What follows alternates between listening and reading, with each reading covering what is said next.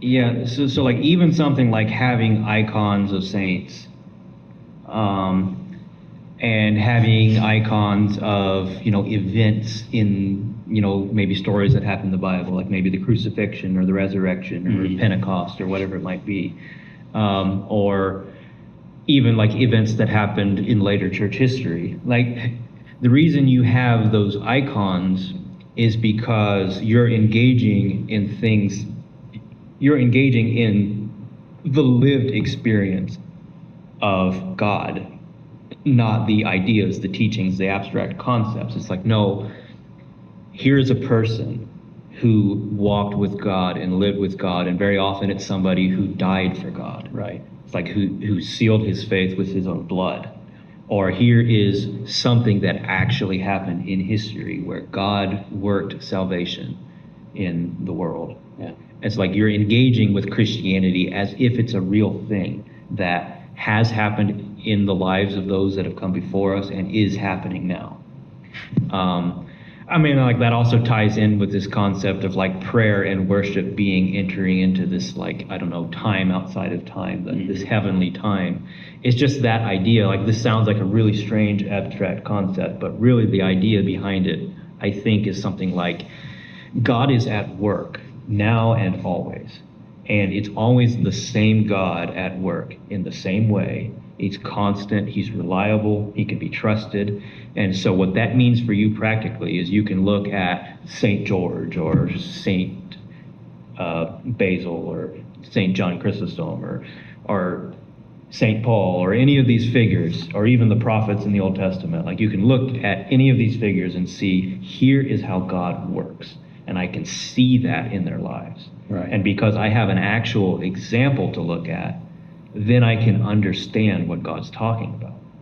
And it's the same thing, like, that's part of your prayer, is when you're praying to God, you're not relating to an abstract concept. You're not relating to the God of philosophy, which I think is like what a lot of Christians are doing, but they don't realize it. Their God is the God of philosophy. He's an idea that they have in their head, but he's not someone who is actually standing in front of them and is present in their life.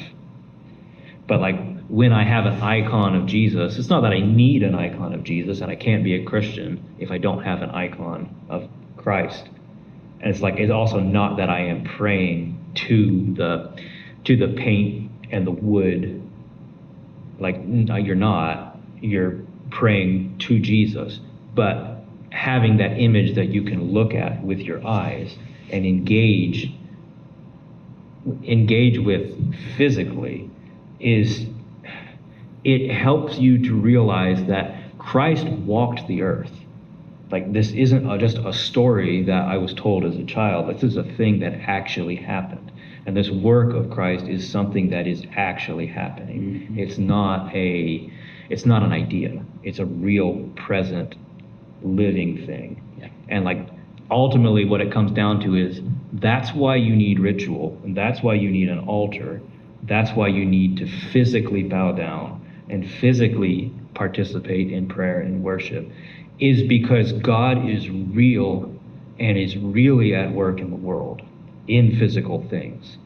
Yeah, I think for me, I've always had this idea that whatever is true faith, it's something that has to be able to exist if you're living in a cave and hiding from people that are persecuting you. Yeah. It has to be able to exist in poverty and in suffering. When you don't have all these things, and you're saying, well, here's the reason you need these things. But like, all those things that you're saying, they're all present in the person who's hiding in a cave because of his faith. Like, if that's you, if you're living in this situation where you've been stripped of everything, then in a sense, like, you're walking in the footsteps of Christ. Right, as I was going to say, you don't need the things there helping you engage in God's work. Right. Like, you're actually doing it. I mean, you're one way or the other, whether it's through ritual or whether it's through suffering, persecution, you're participating in it with your body. Yeah, so I mean, the scenario you described there, John, of someone being persecuted and hiding in a cave or whatever. He's definitely a living icon. Yeah, and you can pretty easily, see the representation of Christ in what you're experiencing. Yeah, yeah, right. Yeah, and it's like, that's some of the comments we got in when we were talking about icons, is that like, okay, so you have monks who live in caves or monks who live in like a hermetic cell, and they don't have icons in those cells because, I don't know that you would say because they don't need them, but it's just like, I think it's the same concept. It's like, no, because they are. Because they have them. Yeah, like they have them. Right. Like they're living out the icons. And so it's like, for me personally in my daily life, like, am I living out the story of God that thoroughly? If I'm not, then it's probably very wise of me to have a way that I can engage with those who did or those who are. Mm-hmm. Yeah. Yeah.